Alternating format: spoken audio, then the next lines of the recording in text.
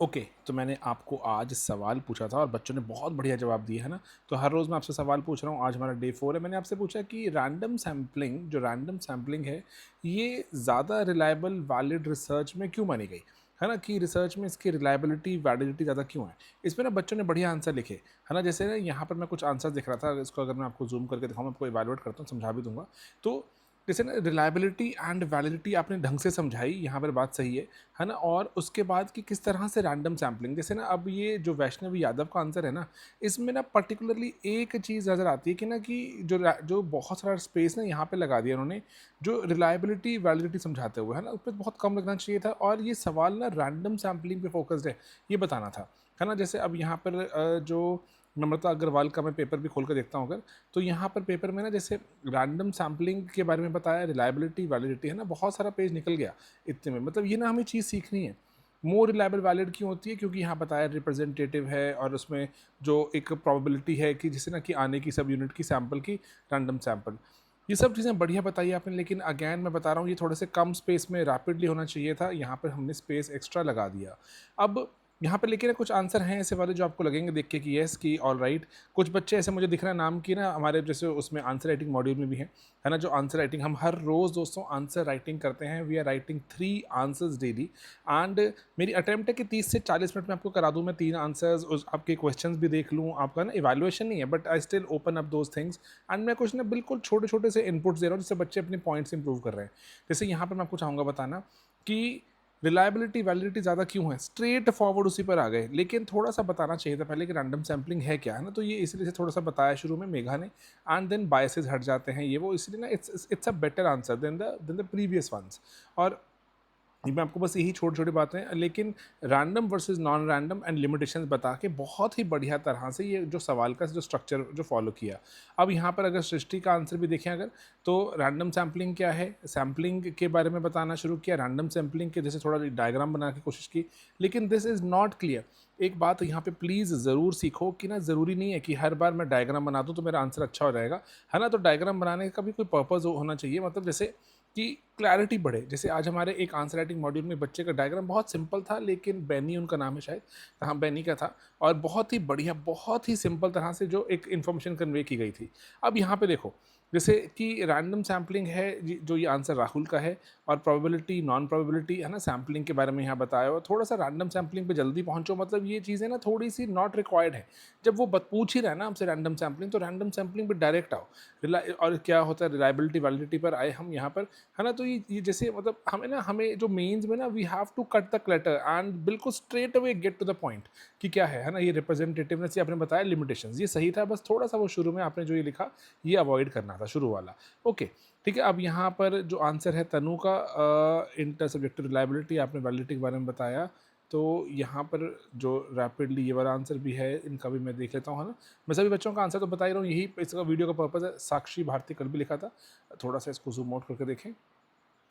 अब यहाँ पर रैंडम सैम्पलिंग एक टेक्निक है डेटा कलेक्शन की, और जिसमें equal chance of being selected है। और यहाँ पे आपने चलो रिलायबिलिटी भी बता दिया क्यों है, उनकी वैलिडिटी कैसे है अलग अलग बता दिया आपने, है ना। ये भी it could be A chosen research की जो ट्रू रिप्रेजेंटेशन। देखो वैलिडिटी का जो पर्पज़ है, वैलिडिटी का इटसेल्फ जो मतलब होता है कि जो ढूंढने निकले थे क्या वो ढूंढ पाए, है ना। तो under representation over representation, I am not really sure कि कैसे हम जो ढूंढने निकले थे वो ढूंढ के पाए, कि आप कैसे प्रूव कर रहे हैं यहाँ पर, है ना। थोड़ा सा इसलिए जो ये क्लैरिटी ऑफर की जाए वैलिडिटी कैसे आती है, तो it would be better. Okay ये है आंसर जो Rishu is in our paid batch, I remember. Yes okay, ये वाला शुरुआत यहाँ से नहीं हो रहा, आगे पीछे लग गया।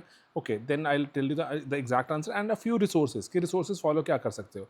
यहाँ पे रिशु हैज़ रिटन कि random sampling part of probabilistic method है, जो कि सॉरी ये whatever along with other sampling methods, okay with by सारन टेक्स, I am not sure what is that, है ना। तो and reliability means maintaining consistency, ये आपने अलग बॉक्स बना के बता दिया। Different sampling method propose by not sure, है ना। Cluster sampling not under cluster sampling, ये बताने की ज़रूरत क्यों है ना। तो ये बताने की क्लस्टर ऑल्टरनेट सैम्पलिंग, ये मतलब आई एम नॉट श्योर आपने क्यों बताया ये, और कि उसका ना क्वेश्चन से रेलिवेंस चाहिए। देखो आप क्वेश्चन समझ पा रहे हो कि क्वेश्चन से रेलिवेंस की डिफरेंट, जो यहाँ पर आप ना कहीं दूसरी दिशा में निकल गए, आपको उसको अवॉइड करना है ना। क्वेश्चन पूछ क्या रहा है हमसे कि रैंडम सैम्पलिंग की ज़्यादा रिलायबिलिटी वैलिडिटी क्यों है, ये पूछ रहा है। रैंडम सैम्पलिंग बतानी है, क्यों रिलायबल वैलिड है, रिलायबिलिटी क्या है, वैलिडिटी क्या होती है, अलग अलग बता दो, एक में बता दो।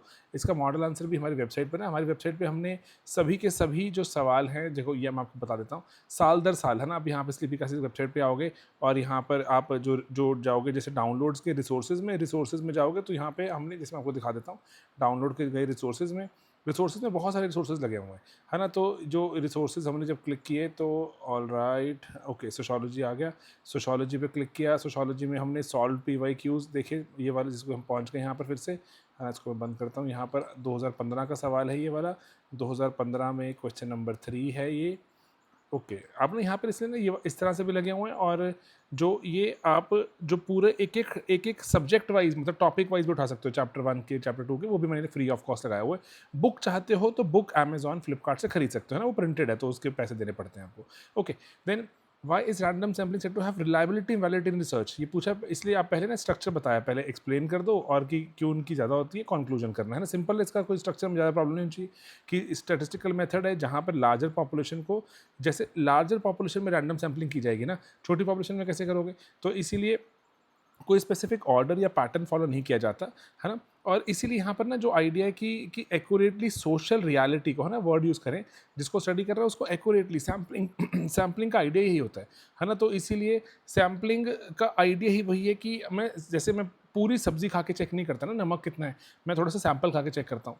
तो ये पूरी उसका आइडिया ही वही है कि, और ये कैसे जो बताती है कि रिप्रेजेंटेटिवनेस बढ़ जाती है, कि डाइवर्स सेक्शन आ सकते हैं, बायस हट जाता है, एक्सटर्नल वैलिडिटी बढ़ जाती है। एक्सटर्नल वैलिडिटी के भी टाइप्स हैं, ये भी आप जाके ना कंटेंट में आपको अपडेट करना चाहिए कि वैलिडिटी की टाइप्स, उसमें से कौन सी वाली बढ़ती है, एक्सटर्नल वैलिडिटी, ठीक है। तो जो कि फाइंडिंग्स को हम वाइडर पॉपुलेशन में जनरलाइज कर सकते हैं, स्टैटिस्टिकली एक्यूरेट मानते हैं, ट्रांसपेरेंट है ना। इसकी आप शॉर्ट कमिंग्स भी चाहें बताना, शॉर्ट कमिंग्स भी बता सकते हैं। तो इसीलिए आपको ना ये अकॉर्डिंगली 20 मार्कर है, you have space, you have more, वो बहुत से बच्चों ने बताने की कोशिश की। लेकिन आज मैं आपको इसलिए चाहता बताना कि यहाँ पे जब रिसोर्सेज में डाउनलोड्स में जाएंगे, there are a lot of resources, अगर आप मेंस देने वाले, है ना। जो पेड मॉड्यूल्स में तो मैं बहुत कुछ कवर करता हूँ, लेकिन अगर आप खुद से तैयारी कर रहे हैं, जैसे इंपॉर्टेंट आर्टिकल्स फॉर, जैसे ये लास्ट ईयर के मेंस के हमने डाले थे, तो जैसे यहाँ पर देखिए मार्क्सिस एपिस्टेमोलॉजी, है ना, जो बाय पार्टिसन थिंकिंग EPW का आर्टिकल था, बहुत बढ़िया तरह से, कि किस तरह से जो मार्क्स की जो एपिस्टेमोलॉजिकल जो अप्रोच है, वो किस तरह से जो बहुत सारे फिलोसॉफिकल ट्रेडिशंस को जोड़ देती है ना। ये सवाल अगर मान लो पेपर में आ जाए कितना मुश्किल लगेगा, लेकिन EPW का आर्टिकल था, कर दिया। Then critique in dark times, जो फ्रैंकफर्ट स्कूल के जो रेलिवेंस की बात, एंड मैंने आपको बताया भी था, मैं यहाँ पे आपको फिर से बता देता हूँ, है ना। जो हेबरमास हैं हमारे, जर्गन हेबरमास, है ना, जो रिसेंटली इनका निधन हुआ था, है ना, 14 मार्च 2026 को इनका निधन हुआ था। तो इसीलिए ये इस बार पेपर में आ सकते हैं, और पोस्ट मॉडर्निज्म, है ना, या फिर क्रिटिकल थ्योरी, इसके बारे में बात हो सकती है, तो ज़रूर पढ़ के जाएँ, ठीक है। तो ये जो छोटी छोटी चीज़ें यहाँ पे लगा हुआ है, आप जैसे, एंड उसके बाद और चीज़ें देख सकते हैं कि कंप्लीट जो सिलेबस के नोट्स, हिंदी के नोट्स अगर आपको चाहिए, हिंदी के नोट्स मिल सकते हैं, पेपर डिस्कशन एक्सेट्रा। तो मैं इसके बारे में कंटिन्यूसली आपको बताता रहूँगा। बस मेरा पॉइंट ये है कि आप अगर ढंग से तैयारी कर रहे हैं, स्लीपी क्लासेस का एक एक रिसोर्स हमारा, चाहे वो फ्री मॉड्यूल हो, चाहे वो paid module, exact absolutely most exam relevant तरह से काम करते हैं हम। कुछ भी एक भी चीज़ ऐसे फालतू नहीं होगी आपको कि जो कि लगे अरे ये क्या फालतू बता रहे हो। तो इसलिए एग्जाम रेलिवेंट कंटेंट है जीएस का। आपको मैंने जो ट्रस्ट डॉक्यूमेंट भी डाला, उसको मैं यहाँ पे फिर से पब्लिश कर दूंगा कि किस तरह से जीएस में पढ़ाई में से सवाल आते हैं। वो आप करके जाओगे दोस्तों, पढ़ के जाओगे, साथ साथ जुड़ोगे, पूरा साल लगाना पड़ेगा, है ना, फाउंडेशन में, तो ही बात बनती है ना। इसलिए साथ जुड़ते हैं। फाउंडेशन सोशो का भी करो, फाउंडेशन आप जो यहाँ पे अगर मेंस की तैयारी करो, क्रैश में साथ जुड़ो, रैंक निकालते हैं, टॉप मार्क्स निकालेंगे, पढ़ाई करने में सिर्फ ध्यान लगाएंगे, that is our only duty and I only want you to study. Hard work चल रहा है टीचर्स द्वारा, आप भी साथ साथ जुड़ो, हार्ड वर्क करो, रैंक निकलेगा, ठीक है। तो ये एक सिंपल सा इनिशिएटिव है, आपको रोज़ पुश करने का कि आंसर लिखो एंड थोड़ा सा फीडबैक देने का। बाकी again I want to tell you there are modules, answer writing का मॉड्यूल चल रहा है, people are joining every day, I want you to be there. सुबह सुबह क्वेश्चन पोस्ट हो जाते हैं, हम 3 बजे उनको डिस्कस करते हैं हर रोज़ शाम को, आप भी आओ उसमें। ऑलराइट, चलिए मिलेंगे दोस्तों बहुत जल्दी अगले दिन। एंड ग्रेजुअली जैसे जैसे हम आगे बढ़ रहे हैं, तो जो number of answers return in the Telegram group बढ़ रहे हैं, लेकिन जो overall people following it on जो यूट्यूब है वो ग्रेजुअली प्लमेट कर रहा है, ड्रॉप कर रहा है। इसलिए सीरियस एस्पिरेंट एंड में कम ही रह जाएंगे। अगर आप वो सीरियस एस्पिरेंट हो, जो कमेंट में मुझे सीरियस एस्पिरेंट लिख के जरूर बताना, लेट्स जस्ट सी, है ना। लेटर जब रैंक आएगा तो वील सी कि आपने यहाँ पे सीरियस एस्पिरेंट टाइप किया था कि नहीं किया था। ऑलराइट दोस्तों, टेक केयर, मिलेंगे, बाय बाय, गुड नाइट।